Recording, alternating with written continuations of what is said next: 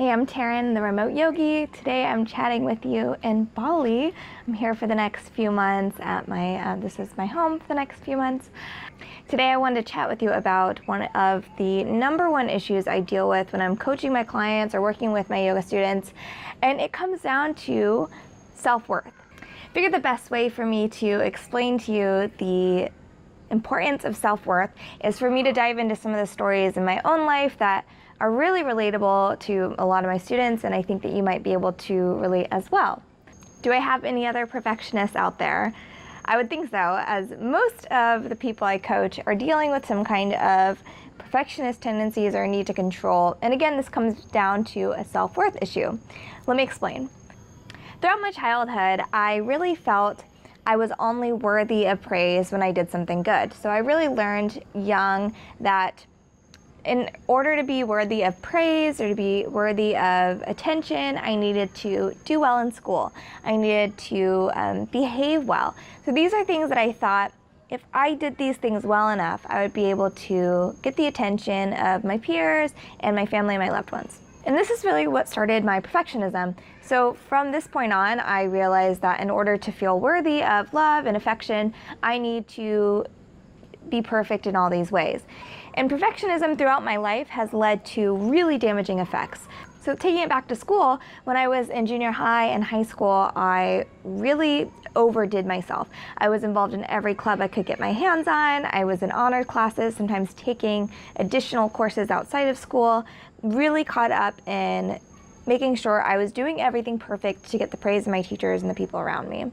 So I looked really good on paper at school. I looked like the perfect student. I was like making sure that my image was really clean at school. But the exhaustion of trying to keep up with perfectionism led me to drinking and drugs at a really early age. So it wasn't working. So this need to be perfect continued to wreak havoc in my life. As I started to work, I had this idea that I had to be the best worker I could be, that I had to show up perfectly each day to work. And when I was mistreated at work and underpaid and taken advantage of, I thought that it was because I wasn't doing enough and I wasn't showing up enough because I didn't find myself worthy of being paid well for what I was doing. When I started dating, it played out in a much more damaging way. As I didn't feel I was worthy enough of love, I had to prove my worth. So I got really caught up in this idea of being the perfect girlfriend. So as a girlfriend, I was making sure that I looked good every day, that I was funny, that I was giving him space as needed. Like I had all these, I have to be perfect. I would read all the magazines and make sure that I was doing everything to be the perfect girlfriend. It got way worse when I got married and was reading all the blogs about being a perfect wife. And I dove into my marriage with the belief that if I am a perfect enough wife, he is not going to ever want to leave me and our marriage is going to last forever. Clearly here, divorced, that didn't work. The problem is, because I felt the need to show up perfect in all my relationships, I didn't feel like I was worthy of love, and so they treated me like that. And a lot of my past relationships, all my ex-boyfriends, they were not very nice to me. They were abusive. Here's the problem. They treated me the way that I thought I should be treated. Of course, I wanted to be loved, and I wanted to be taken care of, and I wanted the romance, but I didn't believe I was actually worthy of those things unless I proved it. So they were just reflecting back to me what I was putting out to the universe.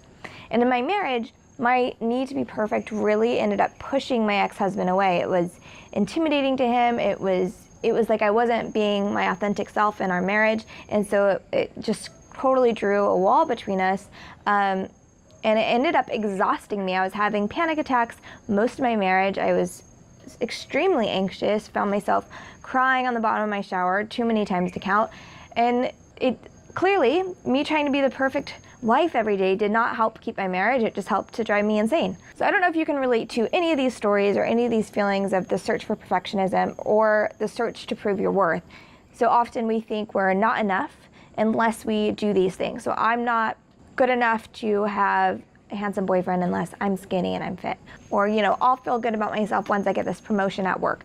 All these different things, all these different constructs that we have in our head about what it means to be worthy, it's total garbage. It's bullshit. We have to start to understand that worthiness is part of being human. It's not something that you have to earn. You being human on this earth right now means that you are worthy of what whatever the hell you desire. So if it's love, if it's success, if it's chasing after your dreams, you are worthy. This isn't something that you have to work towards. This isn't something you have to earn. It is just innately part of you being a human and being here. I know this concept can be really hard to wrap our heads around. Again, that's one of the biggest things I struggled with. It took me a long time to really acknowledge my worth.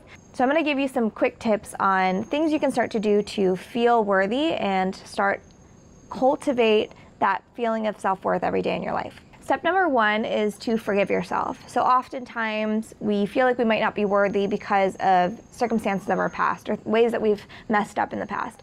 We have to be able to look back at past mistakes and acknowledge that we made a mistake and move on. Self-forgiveness is vital to worthiness because if we feel guilty, if we feel any kind of shame, it's going to hold us back from the love and worth we need to be able to surround ourselves with this positive energy to move forward and feel confident in doing so.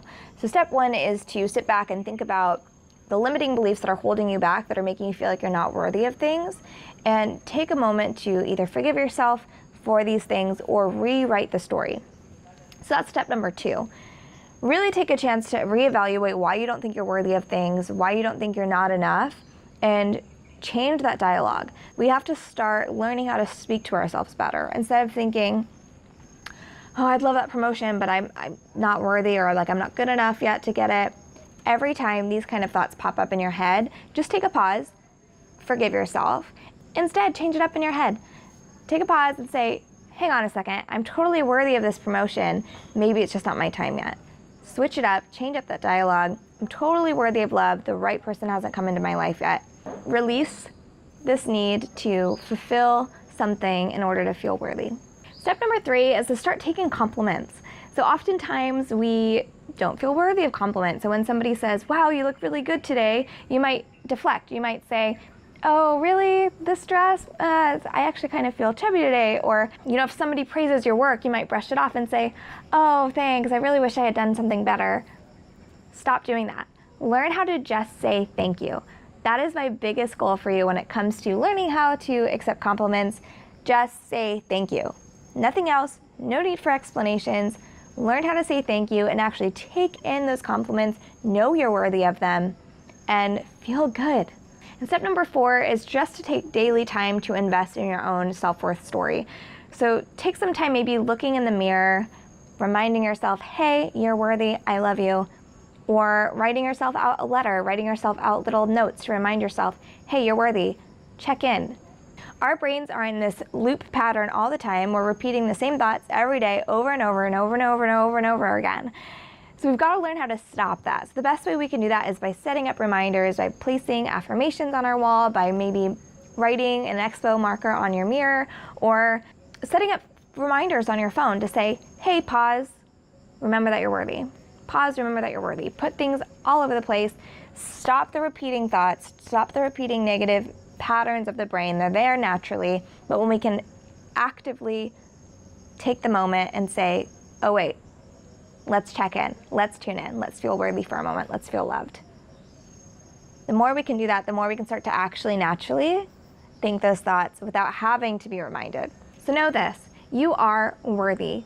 You are 100% worthy of anything you're looking for. If it's wealth, if it's success, if it's love, if it's your dreams, if it's a spouse, if it's whatever it is, you're totally worthy of it. Stop feeling like you have to show up, that you have to perform, that you have to earn your right to anything. You don't. You already are everything you need to be. And of course, I'm obsessed with personal growth. Of course, I'm always trying to get better, but I don't have to get better to be worthy of the things I want in life. I'm already worthy of them. I just need to go after them. Let me know if this struck a chord with you, if you've got any of your own stories of perfectionism. Put them down in the comments below. I think other people can relate, and the more we can chat about our own self-worth stories, the easier it's going to be for everyone else around us to get on board, which makes it easier for us. Why not be on the bandwagon, right?